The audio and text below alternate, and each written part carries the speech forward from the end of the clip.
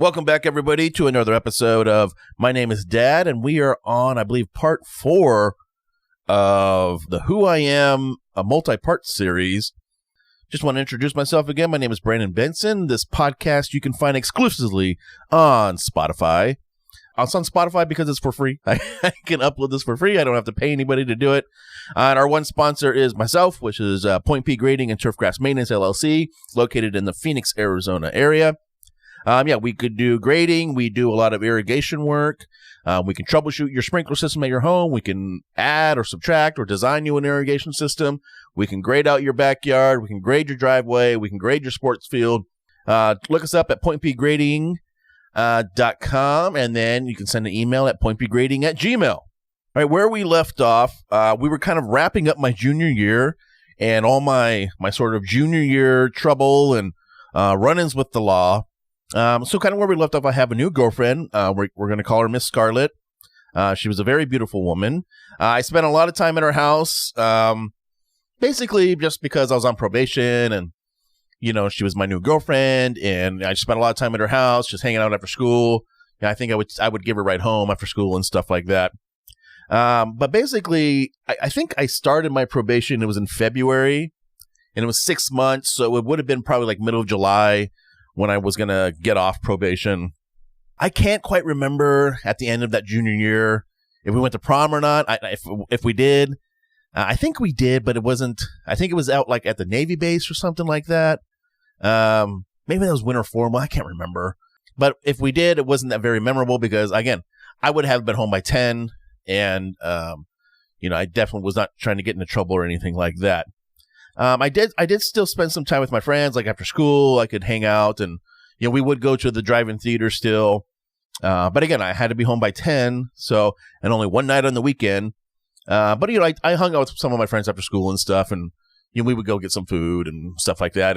But one of our favorite things we would do, it brought up a story. I don't know if this was actually when I was on probation or not, but we used to do some drinking over at my friend's house, and he lived near downtown Lemoore, and one of our favorite things was to go down and put dish soap in the fountain. There was like a big fountain in downtown. We would put dish soap in there, and it would bubble up a lot. So then it would like overflow with bubbles because it's like you put a whole bottle of dish soap in there. It's gonna go crazy. So then we would like drive by the next morning, and we would see like all the kids on the street, like, jumping and playing in the bubbles and the fountains going. And apparently it was kind of a big deal for the city, even though it wasn't really that big of a deal because they always claimed that it cost like $1,500 to clean the thing and whatever. But it was just a good fun thing. And like to see the kids playing in it, where I was like, oh, that's fun. That's good fun. But that one thing we used to do, I don't know why, we always thought it was super funny. One of the things that I did kind of skip over, I don't think I mentioned it last episode, about my junior year of football. I said that football was a big deal for me. Football was my passion. Football was basically the reason I kept going to school and getting good enough grades just to stay eligible to play football. That was my only meaning and purpose in life. So, but my junior year of football, we were terrible. I think we won 2 games. We did not beat our rivalry team. It was the really first time that I had a losing record in football. Since I was 10, our team was always good. We were always winning. We were always, in the championship game. But my junior year, we sucked. We had a lot of players. Some of our best players. I remember the very first game, one of our best players broke his leg really bad. It was pretty gross. And then we just had other players. Another guy broke his collarbone, and another guy had a neck injury or this injury, whatever injury. So we had a lot of injuries, and and at this point in our high schools, we kind of started losing kids to whatever, they lost interest or whatever. And these were some of the kids I played with who were really, really good. So basically, the team now, my junior year, was not the same team when we were freshmen, not the same team when we were 13-year-olds or 12-year-olds. Again, for whatever reasons, I probably should have graduated with 4 Division I football players. Like, should have got full ride scholarships. One went to the Christian school, and they started 8-man football just for him, just so he would go there. And then the other one, he had an injury, and then, the other one the other one got in trouble, so it's like all these things, tear this team down. One of them moved away, went to one of the better schools because, he was a Division I player. But I think he even got in trouble. He never went to play Division I. So I don't know. But again, it's not the same team as when I was a freshman. And I played, basically, I played O-line my junior year and senior year. It was basically decided by the coaches that I was just a little too slow speed-wise to play linebacker. Not that I wasn't good or anything, but it was just like, yeah, you're just like a little slow. I think the fastest I ran the 40 was 5 flat, and that would have been like the end of my junior year when I was in like probably the peak, physical ability for myself, and the fastest I could go was a 5 flat, which is not very fast, especially. You see college guys, the fastest college guys are running a 4.2, and most of the linebackers and stuff like that are running sub 5s. Most of the offensive linemen are running about 5 seconds flat. So I did not have very good speed, and I wasn't very tall. But I was a good O lineman. That's what I played most of the time, and I was good. And again, most kids don't sign up to play the offensive line for football, right? They want to be the running back, the quarterback. They want to be the wide receiver and score the touchdowns and stuff. But the offensive line is most important. And our O-line was good. And we made sure that everyone knew that we were good, especially me. But going into, that summer after junior year, going into my senior year, as I mentioned, I got probation. It was going to go off in the middle of July at some point. So I still had a little bit of summer left to go out and have some fun and not have to be home on Friday and Saturday night. But also during the summer, I did work for my dad, I believe, that summer. My dad, he owned his own pharmacy. It was in the next town over. And I would go and work there, and it was totally fine. A lot of times, when I first started, I just worked in the office and just ran the cash register or whatever. But then I did, I don't know if I graduated or whatever, but they did want me to do deliveries because my dad offered a delivery service for prescriptions, and which was fine. I drove the car around and did that stuff, and it was a nice job because you didn't really have anyone watching over you. But I always came back with like a half box full of prescriptions. I never got them all out in one day. So what would happen was, but again, you meet when you do the deliveries for a prescription, for a pharmacy, you meet a lot of weird people because a lot of weird people need some medicine. And there was always like these weird instructions, like the ones I could never get to were like, you need to go around the back, do a 360 circle, and then go up and down over here. And then it's the 4th house on your left. Like, really? Like, how am I supposed to find this place? So there was a lot of stuff like that. And sometimes you just had so many, like you'd have like 2 boxes full. You just couldn't get to them all in time. But, so I did some of that over the summer, and that's how I made a little extra money that way. So basically what my dad did during the school year when we weren't, working summer jobs or doing whatever, my parents didn't just like give us an allowance. My dad did, but basically what he made us employees, made all of his kids employees at the business, and would give us a paycheck every week or every payday.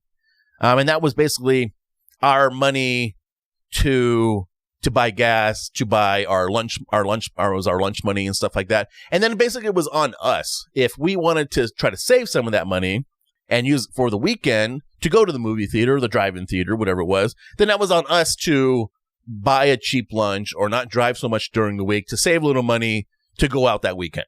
So that's kind of how it worked. And it was good for my dad because then he's got these extra employees. He basically puts us as employees, quotes.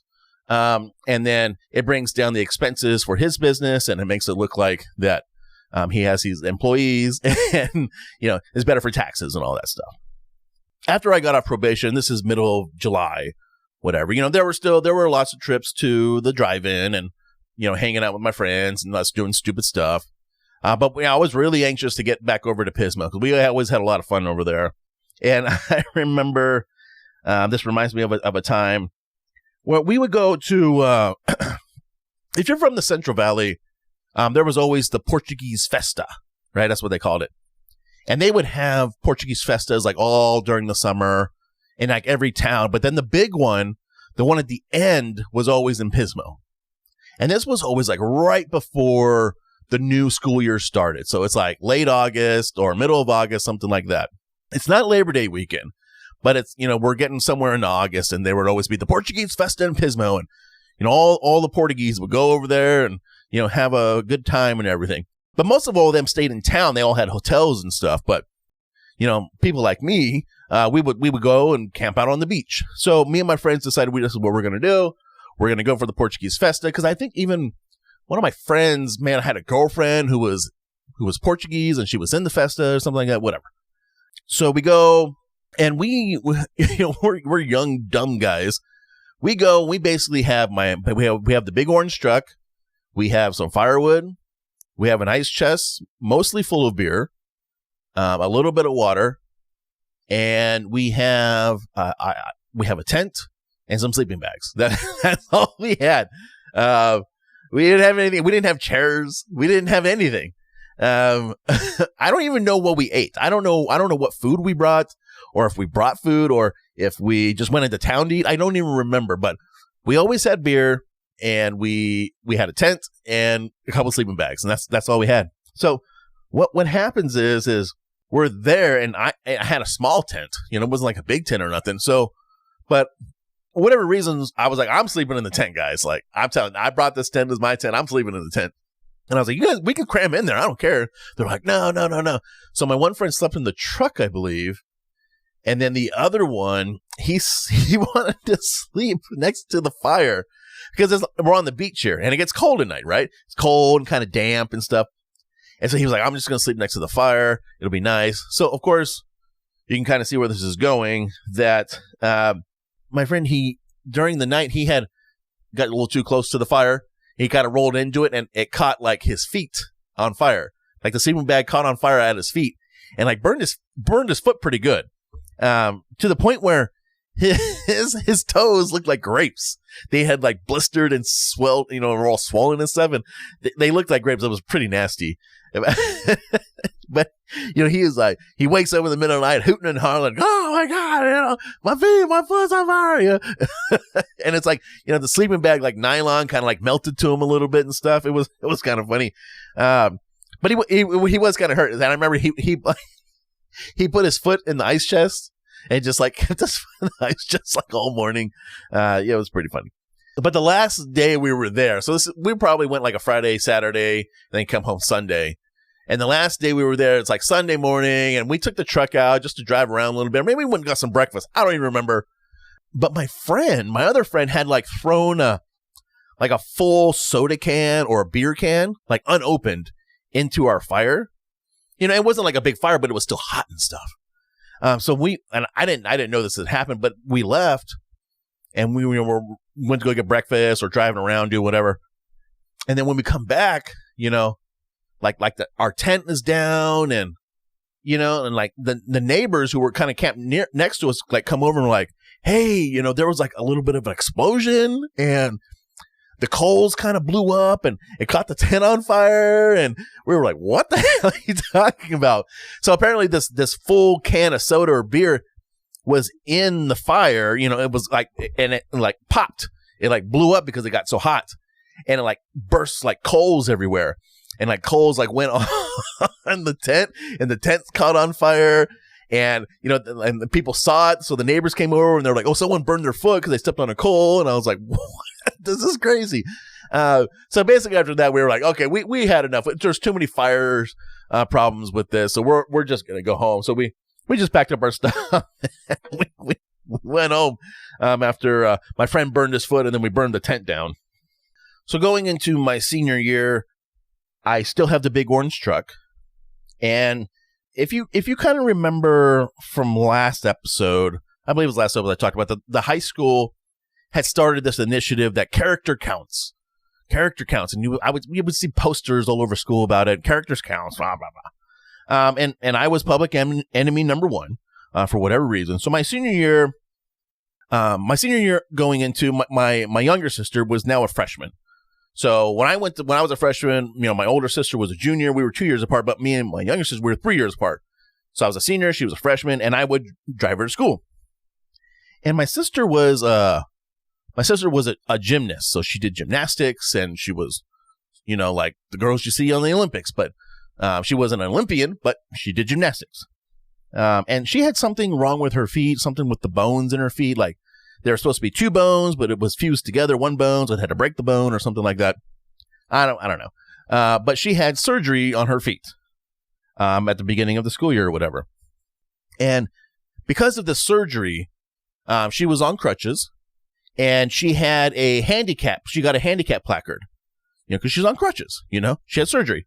And it was this handicap placard where like she took it with her, and anybody she rode with, she would say, here's the handicap placard. We can park in handicap parking because I have this, So like if she went to Disneyland, she would go to the front of the line, because she was handicapped.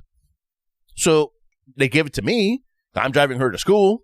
So we park. I go up and, whatever day this was. And I park in the handicap parking. Got my placard here.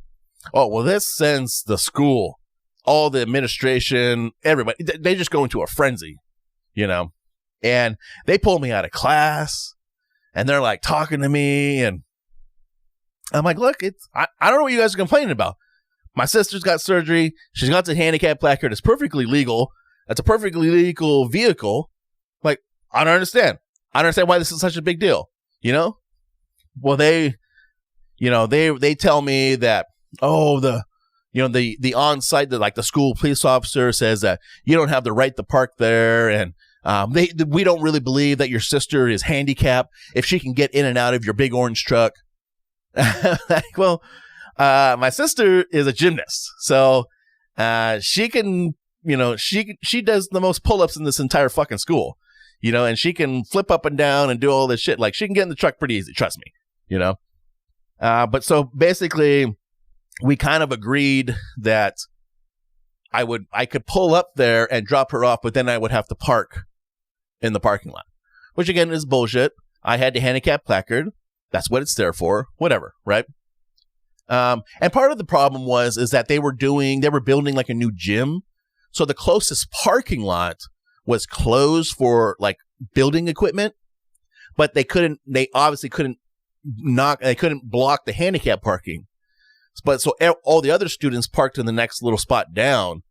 So, so they didn't like that I had parked in handicap parking, which was much, much closer to the school, which was completely legal. But they didn't like that. So of course I'm the enemy and I'm the bad guy. So I'm like, oh, so the on-school police officer told you this, huh? That I don't have the right to do that. And I was like, except that it's law. And then I remember even that day or the next day, I took my sister, I picked her up, or we all like left for after school, and we went to go get something to eat because we were hungry. And we went to like the little local burger shop place. It's called White Top. But we were there, and guess who's fucking there? The on-site police officer for the high school. So, of course, we go in, and there's my sister getting out of the truck with her crutches, and she pops out, and she's, doing her crutch thing. Like, oh, look, oh, check out my fucking sister here with her crutches and stuff. Good thing I got that handicap placard, kind of talk some shit to him. Of course, he didn't say shit because he couldn't. He didn't have anything to fucking say. But yeah, that was kind of a funny story that I remember. The school then, so I believe sort of in a retaliation, the school had deemed the big orange truck to not be of good character, and would not allow me to park the truck on school grounds anymore. I don't know how.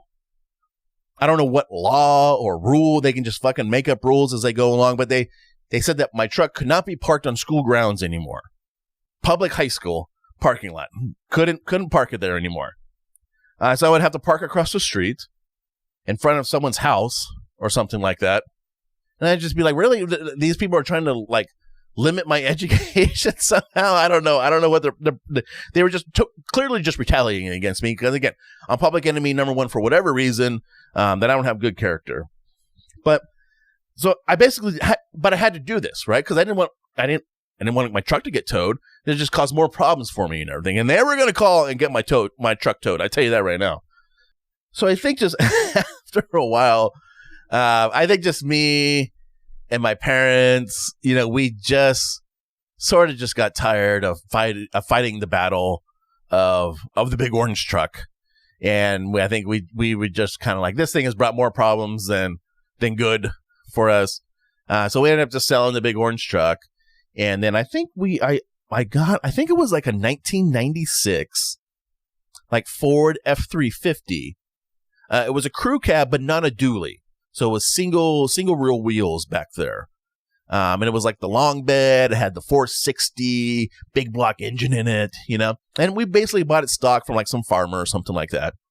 But we bought it, and we, my dad was like, hey, let's, you want to buy a lift kit for this? And I said, yeah, but maybe not so big. And he was like, yeah, I agree. So we got like a 6-inch lift or a 4-inch, whatever it was.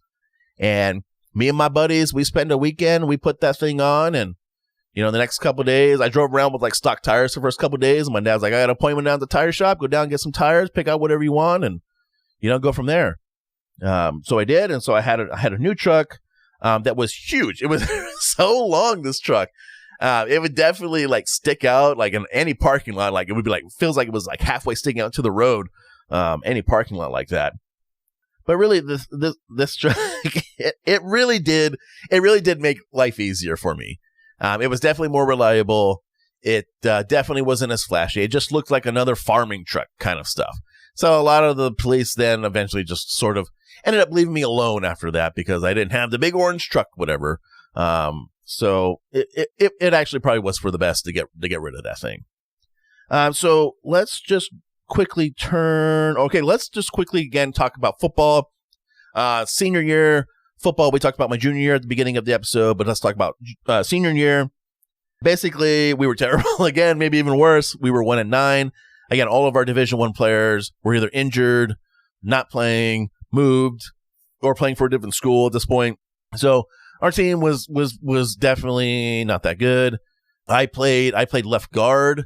I went back to my sort of more natural position, which was guard, and I was good.